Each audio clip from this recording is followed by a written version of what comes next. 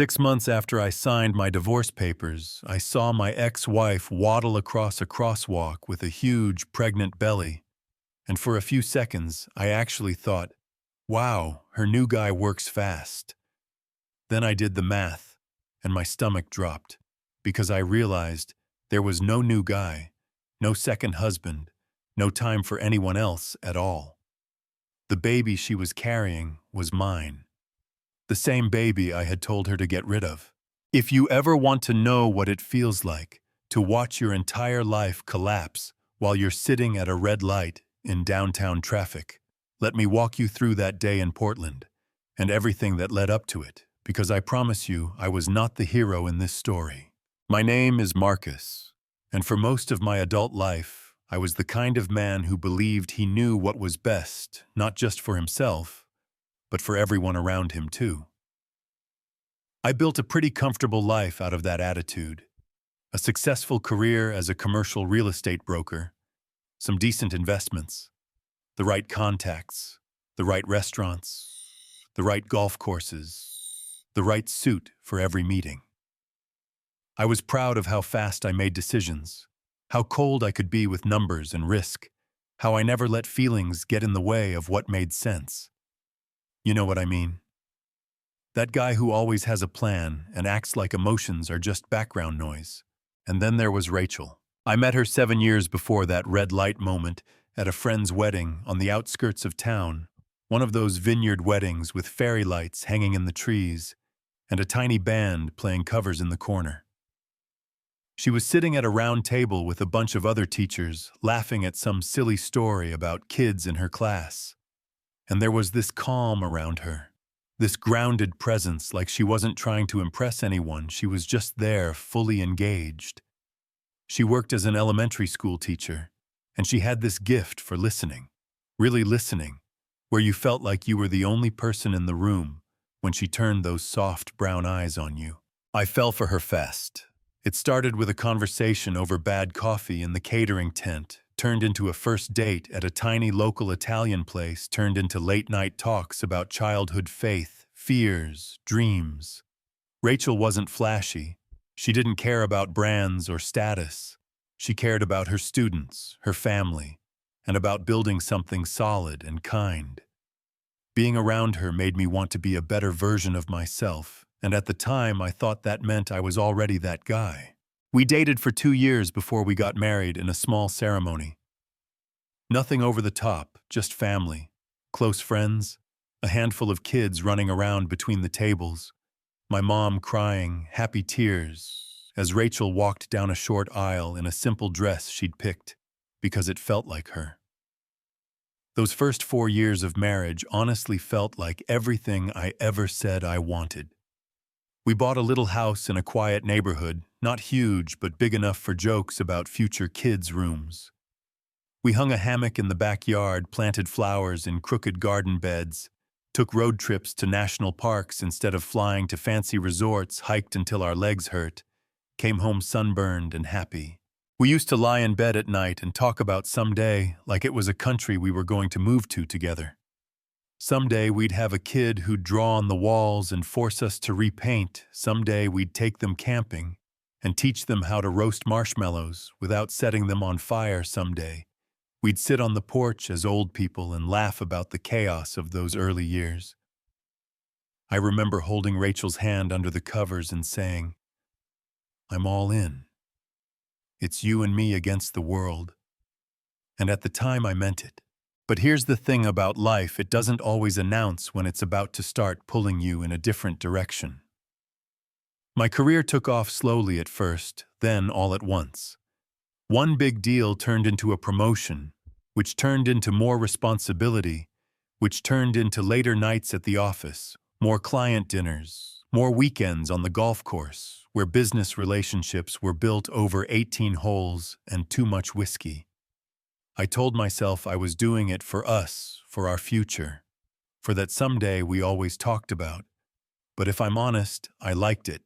I liked the ego boost, the status, the way people treated me like I mattered. Rachel noticed the shift before I did.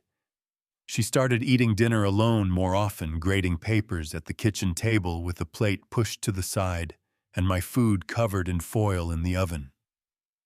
She still smiled when I walked in, still asked how my day was, still rubbed my shoulders when I complained about a difficult client. But the rhythm of our life was changing, and I kept telling myself it was temporary. Once I closed this deal, once I hit that bonus target, once I got that next promotion, things would calm down. Later. Always later. The first real crack in our marriage showed up when Rachel started talking seriously about having kids.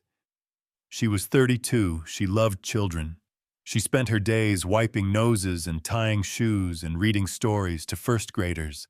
And one night she curled up next to me on the couch and said, "I think it's time I'm ready to start our family." She said it quietly, but her eyes were shining, like she'd been holding that hope for a long time, and finally found the courage to say it out loud. My first reaction wasn't joy, it wasn't gratitude, it wasn't even fear, it was resistance. I felt my whole body tense up. I started pulling out my list of reasons our savings weren't where they should be. Yet the market was unstable, my career was at a crucial point. The timing wasn't quite right. I told her I wanted kids someday, just not right now.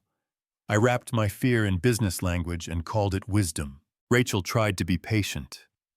For months, she would bring it up gently, asking how I felt, asking if the timing felt any better. And I would dodge the question by pointing at some new project on my calendar. The arguments that followed felt like they were on a loop. She would say, "You promised Marcus before we got married.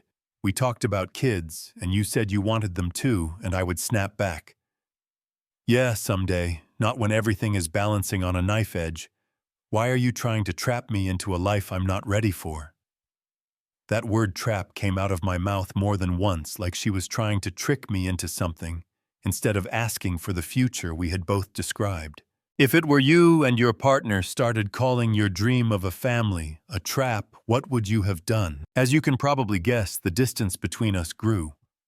We started sleeping further apart in the bed, then going to bed at different times, me staying up late with my laptop balanced on my knees, Rachel turning in early, clutching her pillow a little too tightly. We still went through the motions of being a couple, movies, dinners, birthdays, but there was a quiet ache that never really went away, and neither of us wanted to look at it long enough to fix it. Then one evening in late February, everything shifted in 3 words. It was a weekday night, rain hitting the windows hard enough that the sound drowned out the TV. I was sitting on the couch with folders spread around me, running numbers for an upcoming deal, half listening to some sports commentary in the background. Rachel walked in from work, looking pale, almost translucent, like she'd seen a ghost. She dropped her bag more carefully than usual and sat down next to me, not close but not far either, shoulders tight, hands clasped together. "Marcus," she said, "I need you to look at me for this." I put the pen down more out of habit than concern and turned to her. Her eyes were already shining with unshed tears. She took a deep breath, the kind that shakes on the way in, and said, "I'm pregnant. 6 weeks." I took 3 tests to be sure. Time didn't stop, but it got thick, like I was suddenly underwater. A normal person might have felt joy, or at least shock, mixed with wonder. My first instinct was to calculate. 6 weeks, okay, that lines up, due date probably in the fall. I have that big project in 3 months, travel all summer. The investment group I just joined, the new commitments that already had me stretched thin. I could see the life I'd laid out for myself like a neat row of dominoes, and this baby felt like the hand reaching in to knock them down before I was ready. I looked at her and saw hope mixed with terror in her face. She was scared of my reaction, but she was also happy. I could see that this tiny glowing thing in her eyes that said, "Our someday is here." And instead of reaching for that, I reached for control. "We need to think about this logically," I remember saying, slipping into that calm, detached tone I used in negotiations. I talked about money, about timing, about the state of our marriage, about how bringing a child into all of that was a bad idea. I framed it as responsible, as mature as the thing adults do when they look at the big picture. Rachel's face started to crumple halfway through my speech. "Marcus, this is not just a scheduling issue," she said, voice shaking. "This is our child. This is a life. I know the timing isn't perfect, but when is it ever perfect? I want this baby. I already love this baby. I wish I could tell you I heard her. Really heard her. I didn't." For the next 2 weeks, our house turned into a battlefield we both hated walking into. I clung to the idea of abortion as the solution. I kept calling it the practical choice, saying things like, "We can reset, we can try again later when we're stable, we can fix us first." I told myself I was being a good husband by thinking about the health of our marriage before bringing a child into it. But that was a lie. I was being a man who was terrified of losing his freedom and his carefully managed life. Rachel refused. At first, she tried gently explaining that she'd always wanted to be a mom, that she'd be the one carrying the baby, throwing up in the morning, getting bigger, feeling every kick, and she wasn't willing to end a life just because it complicated my calendar. As I pushed harder, she pushed back with more force, telling me this wasn't a business decision, that you don't schedule a human being like a conference call. The more she stood firm, the more I painted her as the villain in my own head. I started telling myself she was being selfish, making a unilateral choice that would affect both of us, refusing to see reason. I ignored the fact that I'd been making unilateral decisions about our time, our money, our life for years. Then came the night I blew everything up. We'd been yelling for an hour. I don't even remember what started it that evening. I just remember the end, the part that turned from argument into something else. My heart was pounding. My face was hot, and I heard myself say, "If you won't have an abortion, I want a divorce. I can't be a father right now, and I won't be forced into it." The words came out sharp and cold, and for a second I didn't recognize my own voice. Rachel went silent. Completely silent. No tears, no thrown objects, no dramatic exit. She just stared at me like she was looking at a stranger. When she finally spoke, her voice was soft, almost too soft. "You would throw away 7 years of our life together because I won't kill our child?" she asked. I was too full of pride and panic to back down. I told her yes, I was serious, that I was giving her a choice, that if she ended the pregnancy, we could work on us, and if she didn't, I was gone. I really believed in that warped moment that I was being clear and honest. Looking back, that was the moment I became the man I always swore I would never be. Rachel nodded slowly, tears finally spilling over. "Then you should leave," she said, "because I am not killing our baby to keep you." 3 days later, I was standing in a furnished apartment downtown, staring at my clothes in someone else's closet, telling myself that shock would wear off, and she'd come to her senses. I told my friends and colleagues we had irreconcilable differences about the future, which was technically true if you ignore the part where I walked out on a pregnant woman. I didn't mention the baby. I didn't mention the ultimatum. I left out the ugliest parts and called that privacy.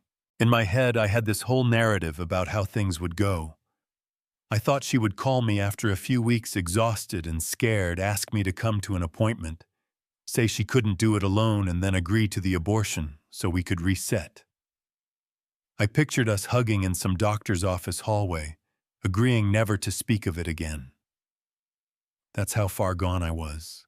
Instead, a month passed, then another. Nothing. No texts, no calls, no angry emails, no surprise visit at my office. I told myself her silence meant she'd gone ahead and had the abortion without telling me that she was too proud or too hurt to reach out, that it was over and done, and the problem had been solved. Every time I felt a twinge of guilt, I smothered it with that story, that she had made the practical choice in the end, and we were both just moving on.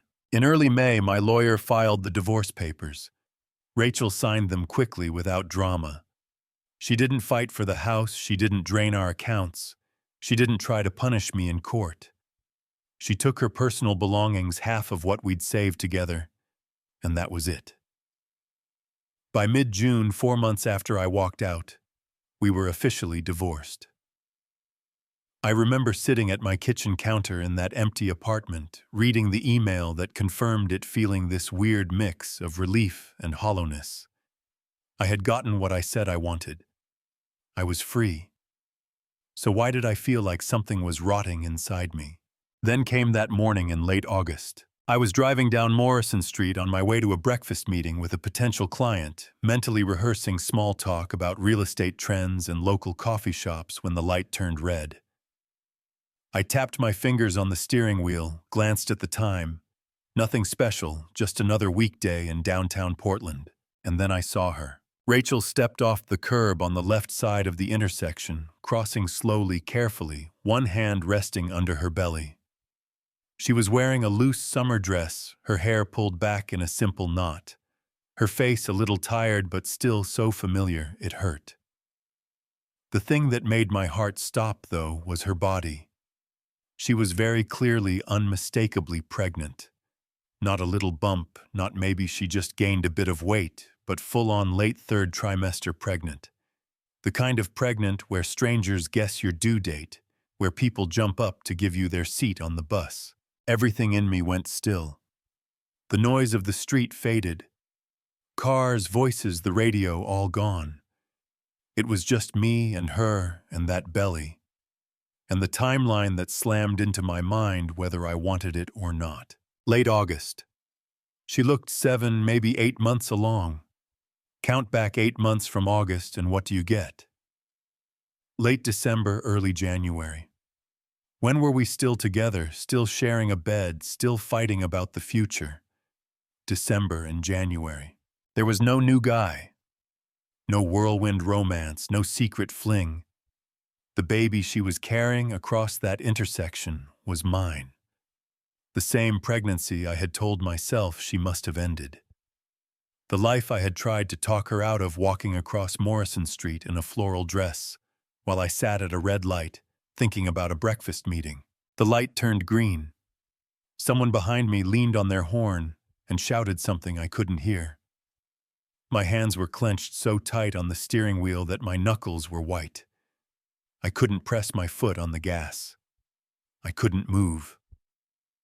Finally, on autopilot, I pulled over to the side of the road and turned off the car, breathing like I'd just run a mile. In that parked car, the story I'd been telling myself for 6 months fell apart.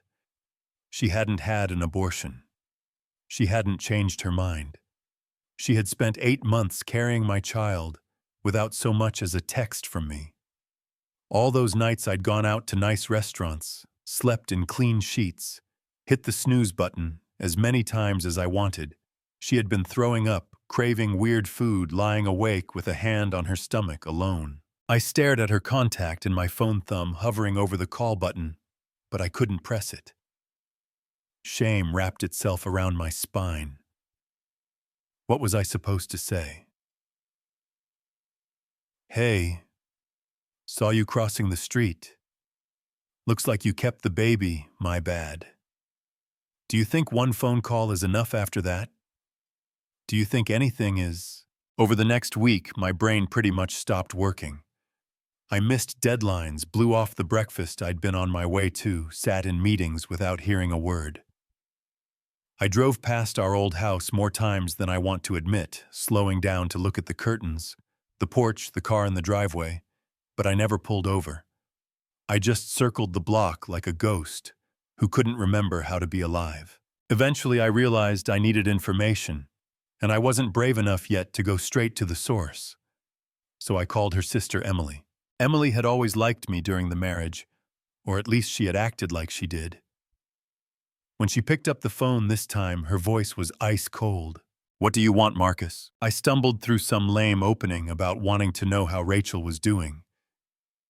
Emily let me talk for maybe 10 seconds before she cut in. She's doing fine, no thanks to you. Then she told me what the last months had really been like.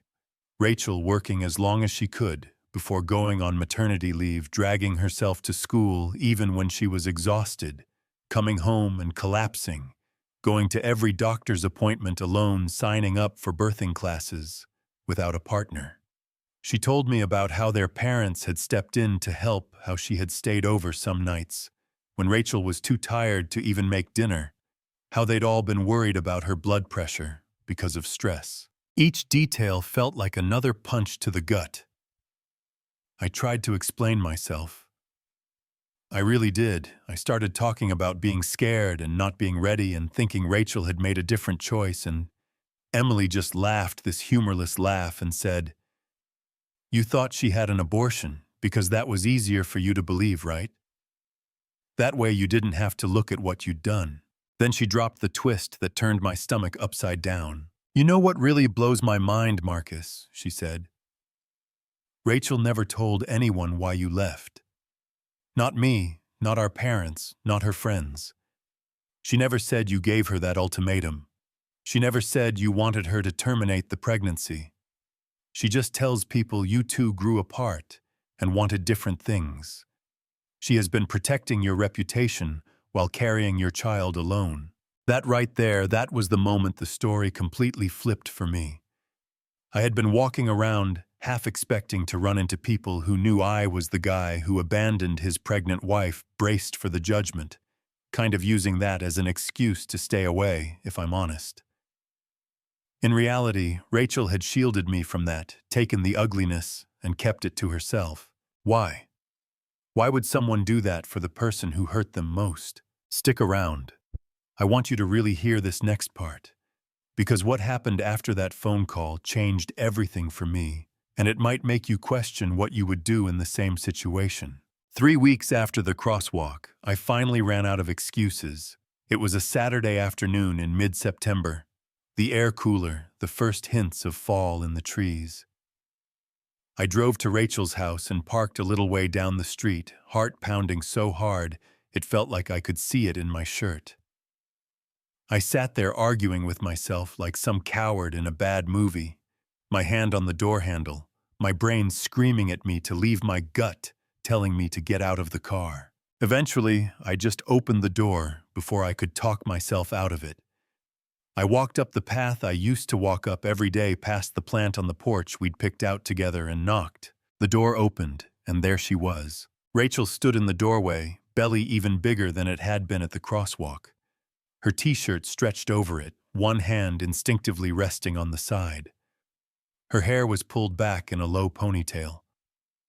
There were dark circles under her eyes, and she looked exhausted in a way that went beyond lack of sleep. But she was still so beautiful, it hurt to look at her. The expression on her face when she saw me was impossible to pin down. Surprise, yes, maybe anger, definitely, sadness, and something like a wall. I opened my mouth, and nothing came out. For a moment we just stared at each other, the silence heavy. Finally, the words that had been burning my throat for weeks pushed their way out. "I'm sorry," I said, and then it all poured out.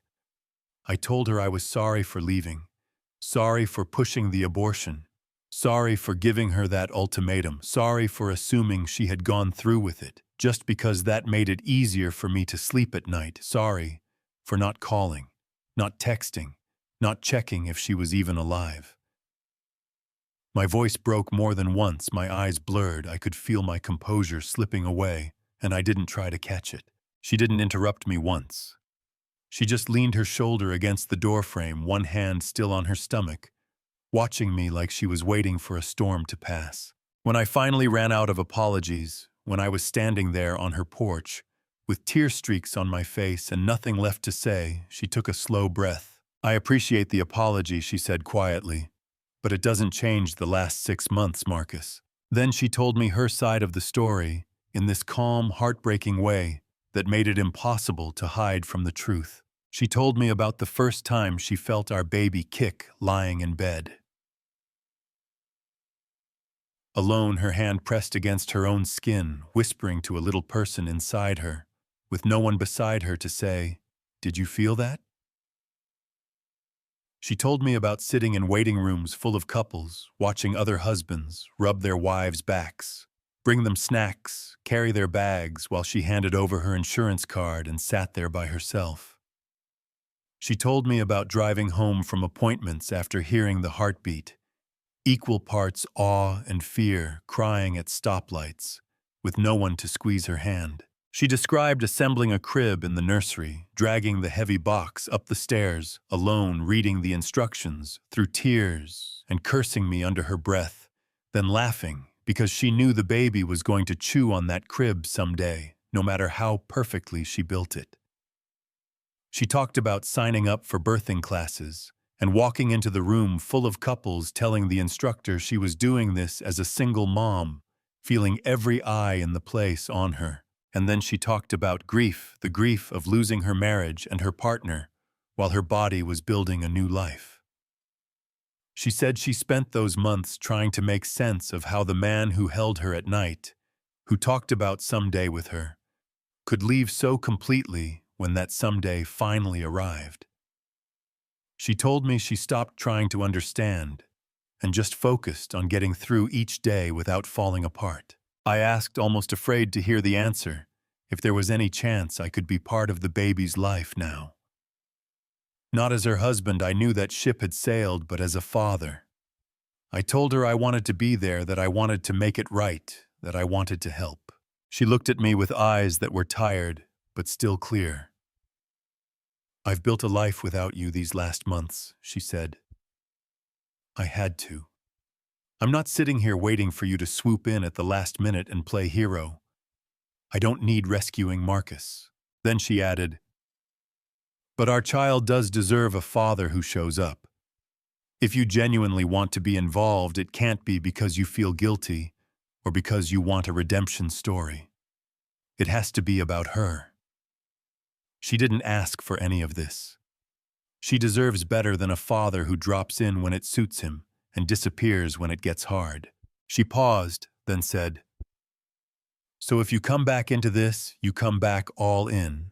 No disappearing, no half effort, no taking off again in 6 months, because it's overwhelming." I swallowed hard and asked, "Where do I start?" She thought for a second, then said, "I have a doctor's appointment next Tuesday at 10. I'll be there. If you show up, we can talk about what comes next. If you don't, I'll know this was just talk and I'll handle it on my own. No drama, no theatrics, just a clear line. Do you think that's fair to make someone prove themselves like that? Or do you think she was being too generous, even giving me that much?" The next Tuesday, I showed up at the clinic 45 minutes early. I sat in a stiff chair in the waiting room, surrounded by other pregnant women and their partners, legs bouncing, eyes flicking to the door every time it opened. When Rachel walked in, she looked surprised to see me, but she didn't turn around and leave. She sat a chair away from me, not close enough to touch, but close enough that I could smell her shampoo, that same lavender scent that had been on my pillow for years. We made awkward small talk about the weather, about her work, about my job, like two people who used to be something, but were now strangers with shared history. When the nurse called her name, Rachel glanced at me and said, "You coming?" And those two words felt like a crack in a door I thought was permanently closed. In the exam room, I heard my child's heartbeat for the first time. That sound, that fast, steady thump, filled the room and lodged itself in my chest. The doctor moved the wand around, pointing at the screen, showing us tiny fingers, toes, a little profile. Then she said, "You're having a girl. She's healthy. A girl. My daughter." Something broke open inside me. All the logical arguments I had built, all the fear-based calculations, all the excuses, they suddenly looked as flimsy as tissue paper. This wasn't a theoretical baby anymore, not a problem to solve, not a bullet point on a list of obstacles. This was a little girl who would have my last name on a birth certificate, a little girl who would one day call someone dad, and that someone was either going to be me or no one. After the appointment, Rachel said, "There's another one in 2 weeks. You can come if you want." And I did. I came to every single appointment after that early, with my phone on silent and my schedule cleared. I sat beside her, not trying to hold her hand, not overstepping, just showing up, listening to doctors talk about measurements and due dates and labor plans. I started rearranging my work without even thinking about it. Meetings moved, trips canceled, clients told I'm unavailable at that time. Our daughter Emma Rose was born on a rainy Tuesday in early October. Rachel called me late Monday night to tell me she was having contractions. I grabbed my keys and drove to the hospital so fast, I'm pretty sure I broke a few speed limits. When I got there, she was already in a gown, hooked up to monitors. Emily by her side, rubbing her back, whispering encouragement through each wave of pain. I asked if she wanted me in the delivery room. She shook her head. "Emily's here," she said. "You can wait outside. I'll let you meet her after." It stung, but I understood. Being there would have been a privilege I had not earned back. So I paced the hallway for 14 hours, wearing grooves into the cheap hospital tile, drinking terrible coffee, watching other families come and go with balloons and flowers, while I stood there alone. Every time I heard a baby cry down the hall, my heart leapt. I prayed something I hadn't really done since I was a teenager, that they would both be okay, that Emma would be healthy, that Rachel's body would survive everything it had been through. Finally, Emily came out, hair messy, eyes red but bright. "She's here," she said. "They're both okay. A healthy baby girl." I broke down right there in the hallway, leaning against the wall, sobbing into my hands. Emily let me cry for a minute, then said, "Rachel's exhausted. She said you can come meet Emma in the morning." And that night I went back to my apartment and didn't sleep at all. I sat on the edge of my bed, staring at the wall, thinking about that night in February, thinking about every day since, thinking about the version of my life where Rachel had listened to me and Emma never made it into this world. I hated that version, and I hated the man in it who thought he was doing the mature thing by choosing it. The next morning I went back to the hospital with flowers for Rachel and a small gray stuffed elephant for Emma. A nurse led me to Rachel's room. She was propped up in bed, hair pulled back, skin pale, but glowing in that strange new mother way, and in her arms, swaddled in a pink blanket, was Emma. Rachel looked up and gave me a small, tired smile. "Do you want to hold her?" she asked. I nodded, not trusting my voice, and stepped closer. She carefully placed this tiny, warm bundle in my arms, and I swear for a second, the entire world narrowed down to the weight of that little body and the sound of her breathing. Emma's face was scrunched, eyes closed, eyelashes soft against her cheeks, lips parted just enough to let out these tiny little puffs of air. I thought, if Rachel had listened to me, this child wouldn't exist. This little girl with her wrinkled nose and her tiny, perfect fingers would never have taken a breath. The thought made me physically sick. I started whispering apologies, not to Rachel this time, but to Emma. "I'm sorry I didn't want you," I said quietly. "I'm sorry I wasn't there for your mom. I'm sorry I failed you before you even got here. I promise you I will spend the rest of my life trying to be the father you deserve." She had no idea what I was saying, obviously, but I needed to say it anyway. Rachel watched me with an expression I hadn't seen before, a mix of pain, softness, and caution. After a while, she said, "I've spent the last 6 months being angry at you, Marcus, and sometimes that anger was the only thing that kept me going. But looking at her now, holding her, I don't want Emma to grow up in a cloud of resentment. I don't want her to think love is always tied to bitterness." She sighed, then said, "I will never forget what you did. I can't pretend it didn't happen. But for her sake, I'm willing to let you try to make it right. as long as your actions keep matching your words. Trust will take time, and I'll be watching always. Over the months that followed, my life rearranged itself around a tiny person who weighed less than a sack of flour. I started going to Rachel's house 3 times a week to spend time with Emma. At first, I was all thumbs, fumbling with diapers, bottles, burp cloths. Rachel, to her credit, taught me what I needed to know, not like a lover, but like a co-parent who understood that our child needed both of us. I learned how to swaddle, how to hold a baby so she didn't feel like she was going to fall, how to bounce her just right when she cried at 2 in the morning. I sat on Rachel's couch with Emma asleep on my chest, listening to her little snores, feeling her heartbeat against my ribs, and I thought I almost threw this away. I almost never knew this feeling. I paid child support without Rachel having to ask, and when the court eventually set an amount, I went above it when I could. Not because money solves everything, but because I knew what diapers and formula and doctor's bills actually cost, and I had put Rachel in a position where she had to shoulder that alone for months. I took parenting classes, read books about child development, asked other dads for advice instead of pretending I knew everything. My friends noticed the change. The guy who used to stay out late networking started leaving happy hour at 8 because I have Emma in the morning. The guy who used to brag about closing deals now spent 10 minutes showing coworkers pictures of his baby on his phone. Yeah, that happened. Rachel kept her boundaries firm. Our relationship stayed focused on Emma. We talked about naps, vaccinations, co-parenting schedules. We didn't talk about us, didn't try to unpack 7 years of marriage between diaper changes and daycare pickups. But slowly, I saw her trust shift. She stopped double-checking whether I'd show up. She started leaving Emma with me for longer stretches without calling every hour.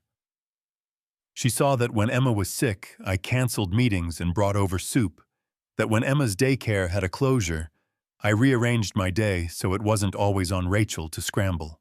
When Emma turned 1, I asked if I could throw her a birthday party at a local park. Rachel agreed. We invited her family, my family, a few friends. It was the first time since the divorce that everyone from both sides had been in the same place. There was cake, there were balloons, there were toddlers fighting over plastic toys, the usual chaos. At one point, someone tapped a plastic cup and asked me to say a few words. I hadn't planned a speech, but I looked at Emma sitting in her high chair, frosting smeared on her face, clapping at nothing in particular, and I knew I couldn't stand there and pretend we were a normal, happy, separated couple who just grew apart. So I told the truth. In front of her parents, my parents, our siblings, our friends, I said, when Rachel told me she was pregnant, I reacted in the worst way possible. I told her to have an abortion. I gave her an ultimatum. When she refused, I left. I divorced her while she was carrying our daughter. I was a coward, and I hurt her in ways I will regret for the rest of my life.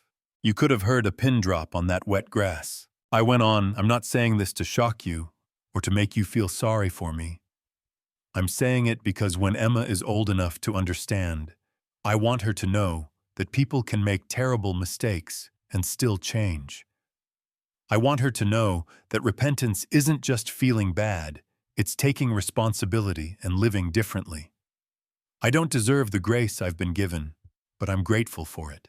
I turned to Rachel and said, thank you for being strong enough to carry Emma alone, for protecting her, and honestly, for protecting me when I didn't deserve it. Thank you for letting me be her dad. When I finished, there were tears in more than a few eyes. Some people looked shocked. Some looked like things finally made sense. After everyone left and we were throwing wrapped gifts into the back of our cars, Rachel walked over, wiped a streak of frosting off Emma's chin, and said quietly, I'm proud of the father you're becoming, Marcus. Those words meant more to me than any promotion, any bonus, any success I thought I had before. Years passed. Rachel and I never got back together. Our chapter as husband and wife stayed closed. We built something different instead, a stable, respectful co-parenting relationship.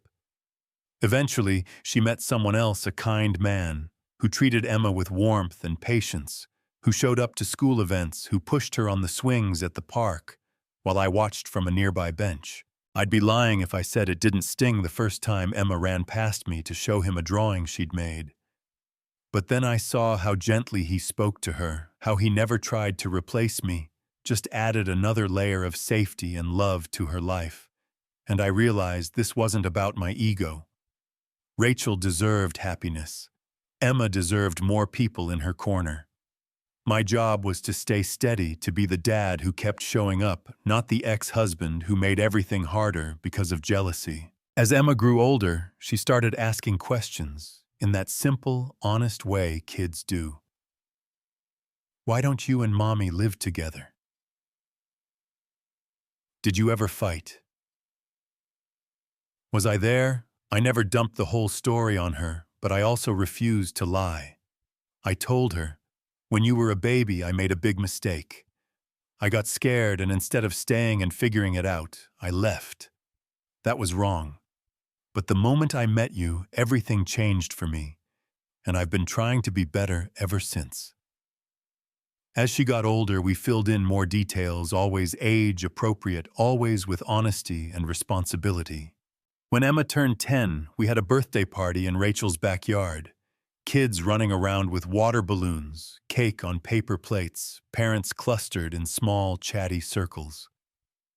After the party, when the kids went inside to play a game, Rachel and I sat in lawn chairs under the fading light, watching Emma laugh through the sliding glass door.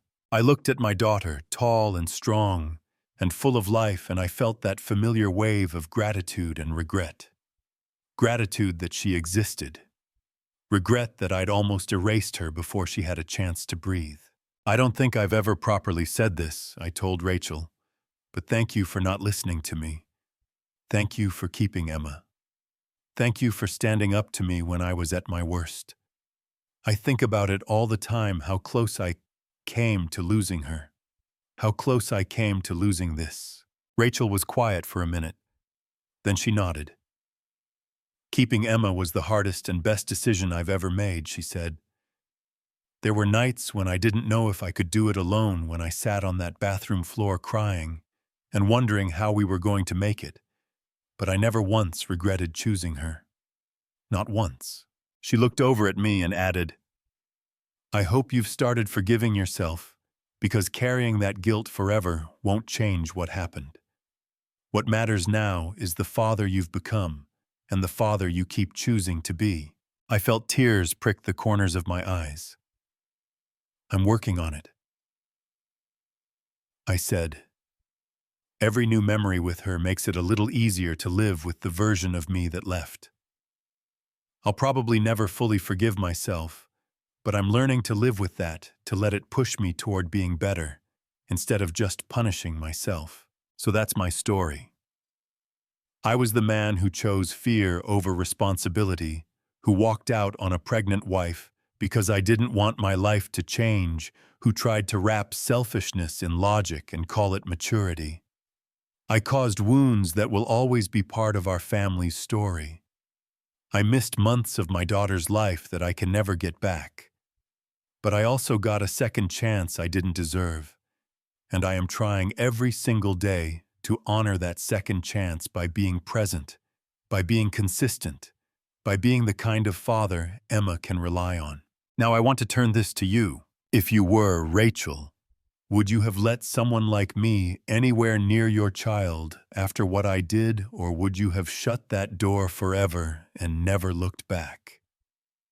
If you were me sitting at that red light, watching the woman you left cross the street 8 months pregnant with your child, would you have found the courage to knock on her door, or would you have let shame keep you in your car? Do you believe someone who walks out under those circumstances deserves a second chance? Or do you think some lines once crossed can't be uncrossed no matter how hard they try afterward? Do you think Rachel was too forgiving? Or do you think what she did is the kind of grace the world needs more of? I know this story touches a lot of raw topics: abortion, fatherhood, responsibility, fear, forgiveness. It's messy. It should make you uncomfortable. But sometimes the stories that sit heavy on your chest are the ones that teach you the most about who you are and what you really believe. So I want to hear from you. Drop a comment and tell me what you think. Do you think I earned redemption, or was it given to me as a gift I could never earn? If you've lived through something similar, if someone walked out on you when you were at your most vulnerable, or if you were the one who ran and then tried to come back, share as much as you feel safe sharing. Argue with me. Argue with each other. Be honest. And if you know someone who is standing at that crossroads right now, scared of becoming a parent, thinking about walking away because they don't feel ready, send them this story. Not to scare them, but to show them what it looks like when you almost throw away everything that truly matters, and what it costs to spend the rest of your life trying to make that right. Thank you for listening, for staying with me to the end. Now it's your turn. Tell me, if it were you, what would you have done?